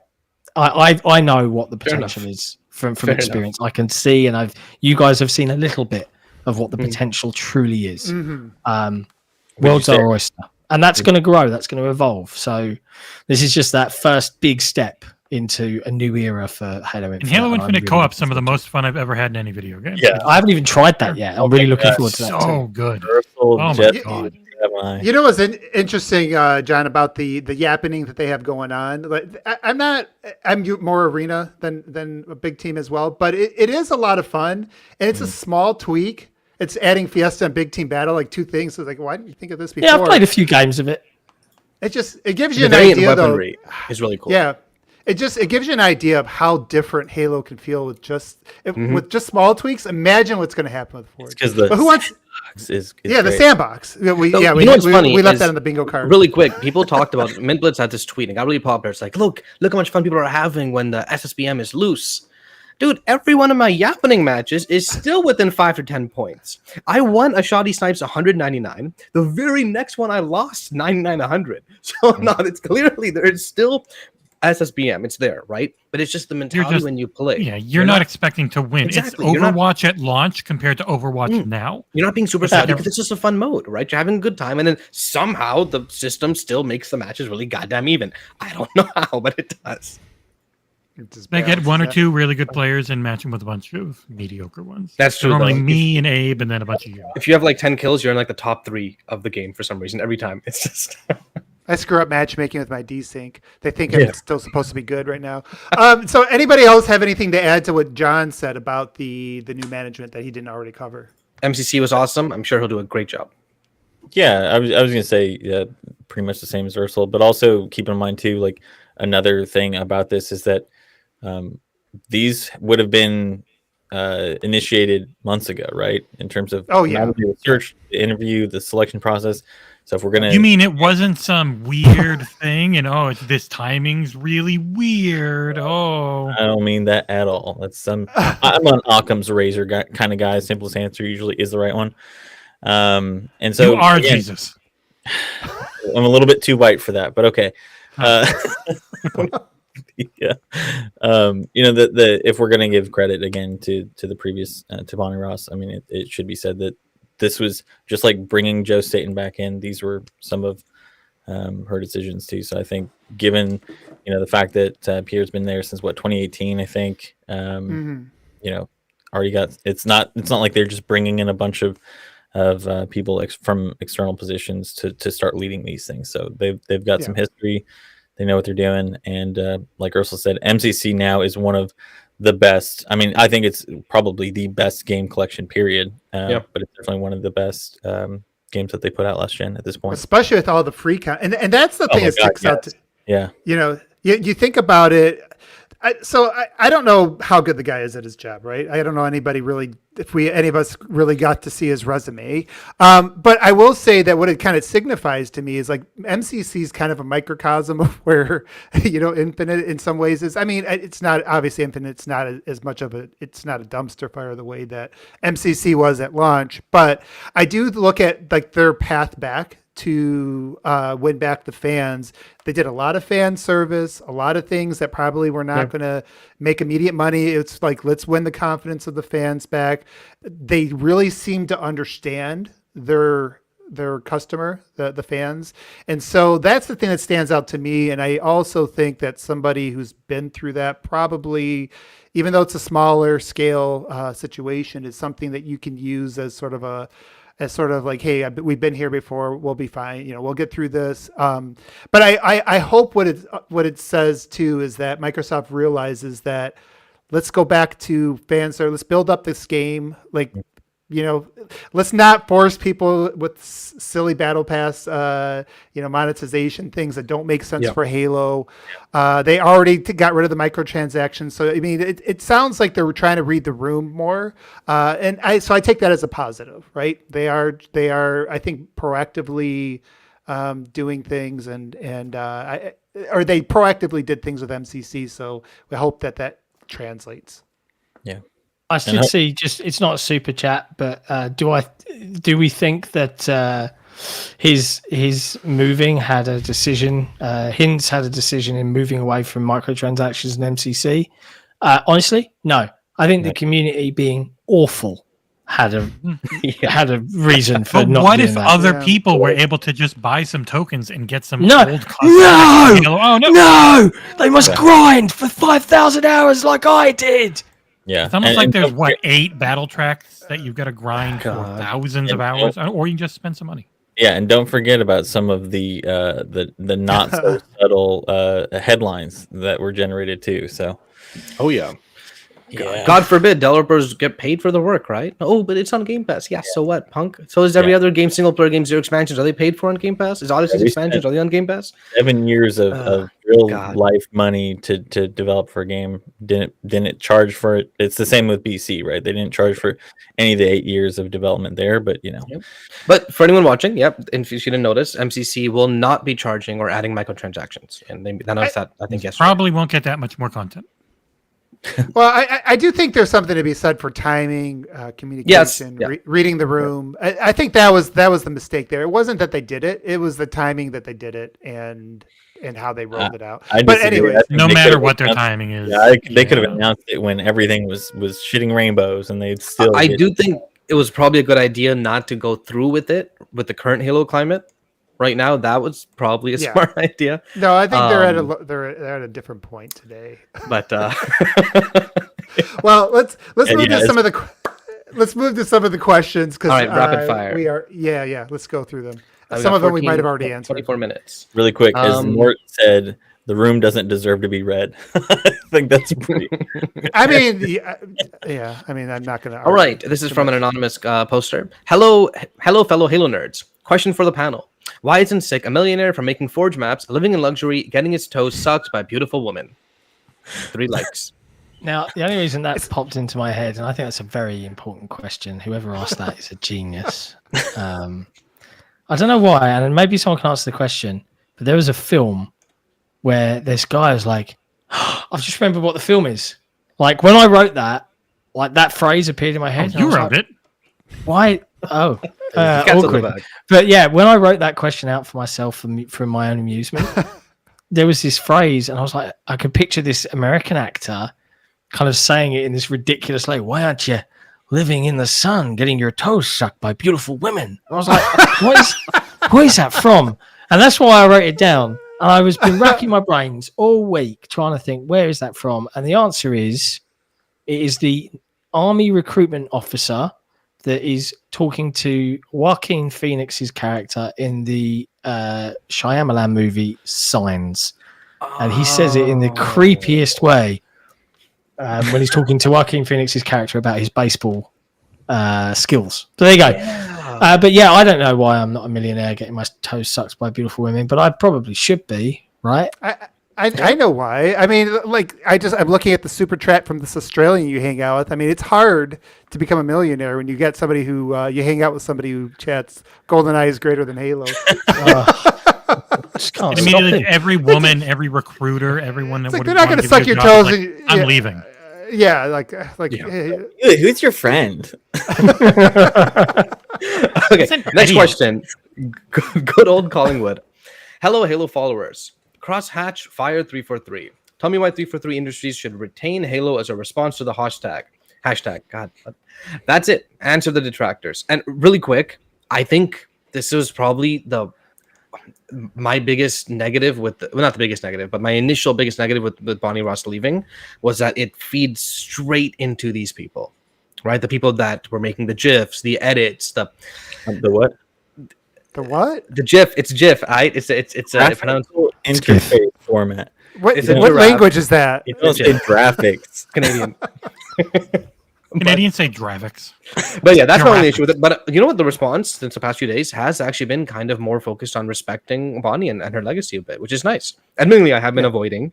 I mean, our community's been awesome. I don't know about the rest of Twitter. There's some channels in our Discord that might have had some stuff. I finally went. Forums.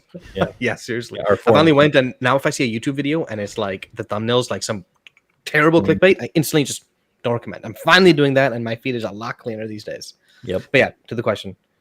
Well, so like I think the easy answer is if the issue is efficiency, how much more efficient are you going to get giving id the slip space engine that's half written? Oh god.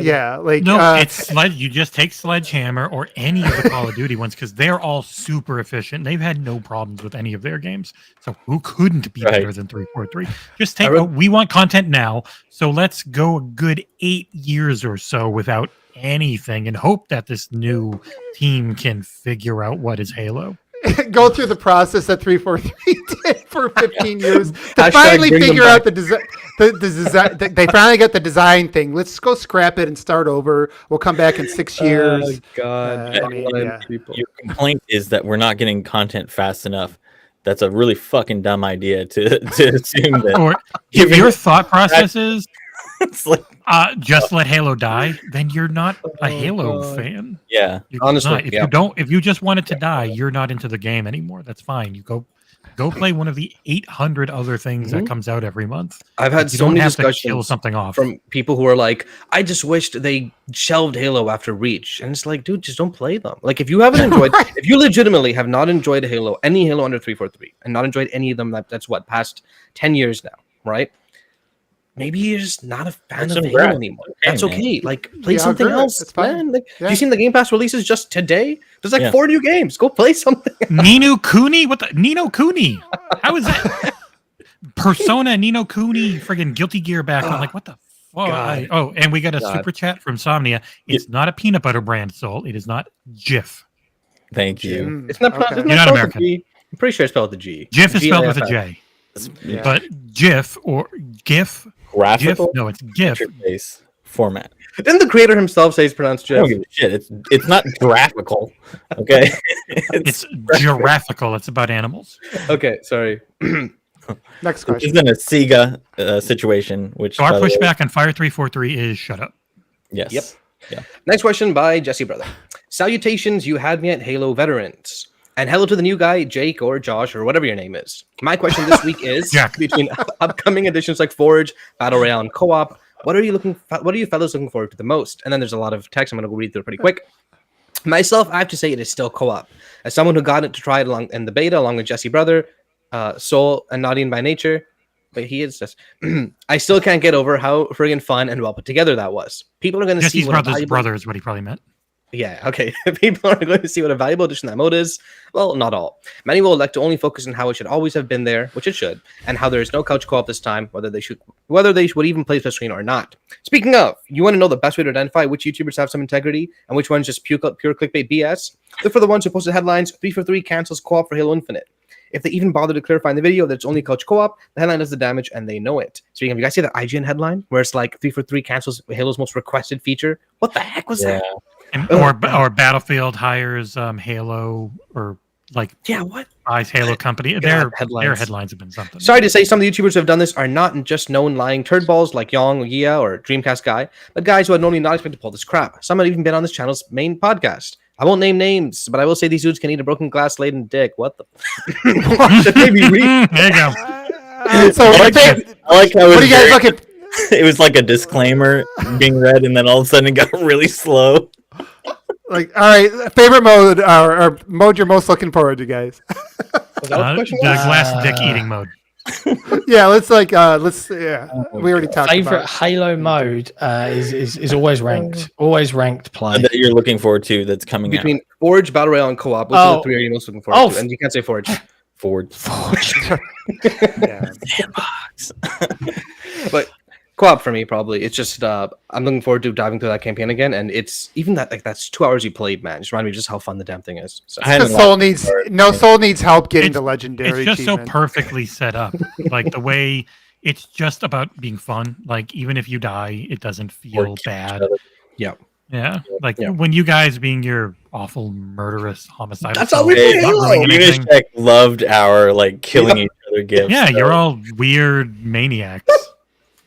Together. Oh God. I don't think this is. I don't know if this is a hot take. I think Forge is going to be bigger than whatever. Or more important to Halo than whatever the battle royale. And I think it's going to be built into. So the rumors have been the battle royale is sort of built off of an and with Forge. So I think they're going to feed each other a lot, like competitive and the battle royale do, where you get a lot of crossover stuff. I see your eyebrow raising. No comment. No comment from you, but everyone else is already. Some guy named Jizz or Jez kept talking about. I'm not sure. Yeah, Eric hates him. As much as I'm looking forward to co-op, I think Forge is probably what I'm looking to most. I mean, I haven't built anything outside of Minecraft in forever, so I might dip my toes in. But I think make me a good firefight mode. Okay, but just the sheer amount of just some of the things that we've seen from leaks and seeing John's map, just I cannot express how excited I am to see like people building remakes, building other games into this. They're going to be AI and like actual enemies, and you can build entire PvE things. Well, they haven't said anything about that. That's coming in one of the later videos. There's so much potential there. It's like, and I always like to just keep reminding people, PUBG was a mod, Dota was a mod. Wasn't PUBG a mod of a mod? And remember that the possibilities are infinite. I'm turning your camera off. Okay, next question by Not Jack. Apologies if this hasn't been covered ad nauseum, but how do you think 343 should split their focus on competitive Halo versus casual Halo? While the first few HCS tournaments had impressive ratings, I can't help but think if 343 had focused mostly on fun events like The Happening, they'd have a lot better engagement across the board. Yes, I think with this, by the way. Halo is at its heart a social game, and I think it is a mistake to focus on the competitive aspects. What you focus on is the granularity and options available within your social tools to allow for competitive modes. So I want to increase the run speed. I want to make the BR a 4-shot BR. I want to make the shields have bleed through for melee, blah, blah, blah, blah, blah. That's what you do. And then you let your competitive scene grow naturally.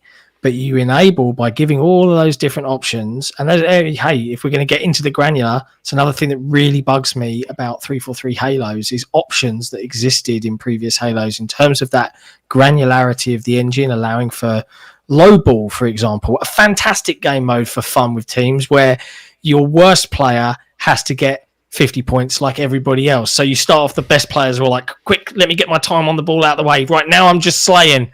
And then it just becomes this effort to get the worst person on the team the same number of points because you can't complete until everybody's got 50 points. As an example, it doesn't exist now. And it used to be, and that drives me nuts. Race. Where is it? Yeah. All of those extra modes that enable crazy things like, I mean, think about it with Forge. Okay, we put race in, we have Mario Kart. Think about all of the different possibilities that the game modes present. And by cutting that back and building out specific competitive things in the base level of the game, I think you're curtailing the possible. I do, however, agree that the base game and the competitive settings should be as close as possible, you know? But if you do that by just building a good game, but then give those tweaks and options to everybody, that's how you're going to grow it. That's my take. Yeah, so I've been very talkative on this show because it's rare I'm on, so apologies. Yeah, no, it's good. No, we want you to, yeah. I mean, finally someone besides Abe talking a lot. Yeah, that's true. We're used to sitting there. It's fine.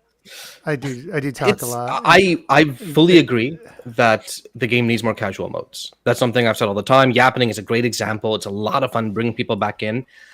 However, I do think the competitive aspect supplies this core Halo player base that just will not leave, basically. Right. If you've seen the last 2-3 months when there's basically been almost no content for the game, it's still somehow kept its place in 15th to 20th on most played. Not PC, yeah, I don't give a flip about Steam numbers. All right, I'm talking about Xbox, which played the most. You know what's funny is I speak to competitive people a little more often. I'm actually going to Orlando next week to check it out. But cool. Yeah, my bro's gonna be playing in the open, so I figured, I might as well at least watch him once or twice. And they're complaining about the opposite. They're like, why isn't 343 talking to us more? Why are they making these changes? Or like, for example, the Mangler change, right? They ended up nerfing all the guns, and people are like, come on, why'd you do that? Why not just the Mangler? Like we said, they still have the GA up, things like that. It's there's this balance here, and it really kind of sucks for 343 because it is hard because both sides are like, focus on us more. They're like, come on, like, what do we do? They just you do like Bungie and just completely ignore one side, and like Bungie just doesn't care about PvP anymore in Destiny. No, I think, John, it goes back to your point before. They just need to grow out the studio, be able to support both. I think it is both. And Soul is right. Like even in Halo 5, it did not fall off the list because of the competitive community kept that thing pretty stable. Like everybody dropped off to a point pretty quickly, and then it stabilized really for the rest of it. It didn't just stabilize it; it brought in new players. Like literally, like 3 years into Halo 5's life, more people just started playing it for the multiplayer that was so well done. Because there's nothing else like it. Nothing else like it. The Warzone firefight. When they got that in there, that was huge. Like I could find matches in that. Great balance between social and competitive, right there. Infinite's got to get back to that point. It is both. Yeah, but keep going. Okay, last question by Anorexic. Hello, Spartans. Question for Sick. How does it feel to have single-handedly saved the Halo franchise? Do you know what? I will take this opportunity to really heavily praise the incredibly talented and dedicated Forge team, as well as in particular, and I won't name them because I don't know if they want the limelight, but one of the lighting artists at 333 is incredibly selfless and very, very kind person who offered lots and lots of fantastic advice and knowledge, and was just happy to just give up his spare time and things like that. And obviously the entire Forge Council, there's the original crew that went out there were from all walks and talks of life across the Halo fan base. Folks that were into very, very fun party modes, folks that were just into the scripting world, folks that loved art and level design like I do, and all of them have been incredibly passionate about testing and building and helping the team really, really go through the grinder so that when it gets into your hands, it's as good as it can be. Everybody deserves props that's worked on this, and I know it's been a labour of love for a lot of those guys. So massive props, particularly to Michael Score as well, because he's a very patient guy who has to deal with a lot of us nerds asking questions for hours on end. So kudos to all of them. Preach. Nice. Oh, did you talk about the map you're going to make? Did you answer that question? Which one? The second part? We haven't got to the second part yet. What was the second part? Okay. Refresh my memory. He's on mute again. Oh, god damn it! You should be so used to this type. I got random babies crying and stuff, so I'm kind of intermittently unmute. But okay, continuing the question. Let's put a little bit of bourbon on the lips there. The positive reaction to Forge is largely due to curfew, and I'm loving it. I like the idea of releasing maps that are tried and tested so we have something fun and not just pretty to play. Good call by 343. So my real question for Sick, what is the one map from previous Halo games that you'd love to remake? The wrong question. That is not the question to ask Sikamikanico. In truth, I don't like remaking maps personally as a forger, right? Because when I go to make something, I want to make it for me. I want to realize a unique theme. My design goal, like when I built Curfew, which hilariously is kind of a remake, but I needed to do something quickly. My design goal was I want to get used to the workflow of this new tool now that it's near final. So how do I get to grips with it? And I was like, okay, well, if I just use a block out from a previous game, I can get going quickly. But the design goal became, I want to make people, when they see this, go, is this Forge? And be in a state of disbelief. And I think you succeeded. I succeeded in that goal, right? You did Oh, great. yeah. But if I had to remake a map, what if it was just the layout, not like the whole look? You could make it look however you want.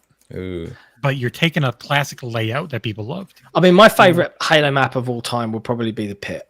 Nice. Yeah. Never heard of it. You know, so that would be the one. But if I had to, I'd probably do something more like a spiritual reimagining, and it would be probably something like Guardian.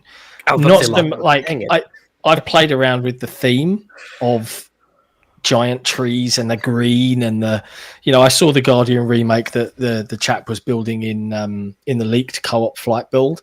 Really, really cool. But I've already played Guardian 1,000 times. So the question becomes, what could I build that is one of those maps where you are only ever a couple of steps away from action? Like you're not. And I think there is a tendency in 343's map design now to lean towards this ultra competitive vibe. So there are very few Tower of Power maps, if you know what I mean. Like I have no problem with a map like Construct, where, okay, you got to get to the top and you got to hold the top. You got to hold lift. You got to hold this. Ascension, got to hold the Tower of Power. Guardian, you've got to hold Sniper. I don't mind those maps because, they always end up playing the same way, and I get why 343 lean away from that and into the more symmetrical most of the time for competitive play. But I love ASIMs because I think other objectives bar CTF play in a more interesting way, and you could do some really interesting stuff with an ASIM. As soon as you go symmetrical, really the only way to delineate between the two sides is light and maybe tone and stuff like that. It just gets a bit boring. So I would try and do a reimagining of something like Guardian, but go crazy and just make one of those kind of maps that has those unique quirks that Halo maps used to have. How about this? A map that's a bunch of small rooms with multiple teleporters, and everyone's got a shotgun. And then you're always spawning in behind and shooting people in the back. And it's no shields either. Friggin' infuriating. You know what? We are not giving unlimited game modes. Grenades. The grenades were going back to the sharing thing. You're not going to be assigned game modes. I just want to let you know. No call. A Prisoner remake would be pretty cool. I wonder if we'll get one. We don't want to hear any of your ideas. All right, keep going. And then you can use Forge to build an actual prisoner in the middle. Big rug. Yeah, like the ancient one. Give him a giant, swinging dong and balls because. Oh my goodness! This is a very X-rated Halo podcast. No kidding. I didn't show him. I mentioned the thing that 95% of community-made Forge maps are going to have. Yeah. Okay. Thank you. Especially on PC. That's the last question. All right. Well, you know what? I think we're going to give it to John for the sign-off today, since he is our guest. But if there's anyone that's great at giving it to people. Anybody who's great at filling holes. Too easy. As a Brit, I love innuendo. I think it's one of the building blocks of life. But this has pushed the boat out for me on this episode of the podcast. I'm now in the realms of feeling moderately uncomfortable. But hey, making people feel moderate. No, sorry. Moderate. Jesse, you're a master. You're a master at this. I'm a youngest child. I got two older siblings. I was the annoying little brother, so man. got a lot of practice. I will say this: it's 2 a.m. here, but I couldn't. I didn't want to just stick around for an hour. I rarely get the chance to hang with you guys, especially semi face-to-face IRL. So I wanted to stick around. I'm working remotely. I will get up a little bit later tomorrow morning than I normally would. But are your kids finally in school yet? Yeah, they're back to school. But it has been a pleasure. A big thank you to the community that hung out and watched with us today. I hope you enjoyed the conversations and the back and forth. Many thanks to the fire team of excellent Spartans that led me through this episode of sexual innuendos and hole filling. Big thank you to Rand. Yeah, thanks for setting that one up, Rand. And look, it's a month and a bit away. It's not long to wait. There's so many games coming. The yappening has really helped out. There's loads coming to Game Pass. Patience is something that Halo fans have I would think in abundance at this point. Arguably, Xbox fans as a brand. Oh yeah, we got this. The team. Wait for E3, guys. Wait for E3. Yeah, wait for 343 is the new wait for E3. But really, big thank you for having us on. Really appreciate it, and look forward to doing some Forge stuff for the community, with our community on our YouTube channel. It's going to be fun. Yeah, pretty soon. But yeah, there you go. That's it. That's me signing out. Do you guys want to do like an official sign out? Like, do you do a thanks for watching this podcast on one of Xbox's most storied franchises? I let me write it. Dang it, I can't write it down. You like to write it down. You got to go. Thank you for watching, everyone. And it was really awesome having you here, John. And hopefully we'll have you again, maybe when Forge releases, or when you can talk like fully about what you can talk about. And maybe we can bring it back an hour earlier. Maybe we'll see. There'll be something to talk about before Forge releases. Oh man. Okay, there it is. There's our there's some more showcases coming up soon, talking about AI, sharing, lighting. I'm not talking about those. Oh man. Interesting. I'm gonna have to get out of this before you say too much. Yeah, but we don't want you sued, John. We still want to keep you for around. The 40 of you guys still watching, thank you very much again. Sorry, Dan, I think I cut you off. No, I was just saying. Okay. All right. You know where to find us. We have our forums, which are great, and they're a really awesome place. Moderated pretty well. And we actually have a new moderator who's been pretty active in chat too. If you like what we do, check out our Patreon. The link is in the description below. And keep an eye on our YouTube channel, because there are a deluge of games coming out in the last couple of weeks and the following weeks. And while a lot of them are reviewed by Jesse, our other review team and video teams have been stepping up lately. And it's really nice. Like, we're firing on all cylinders, and it's really showing. Thank you again, everyone, for watching. Thanks, everybody. So long. Spartans never die. See ya. I mean, they did a lot. Bye.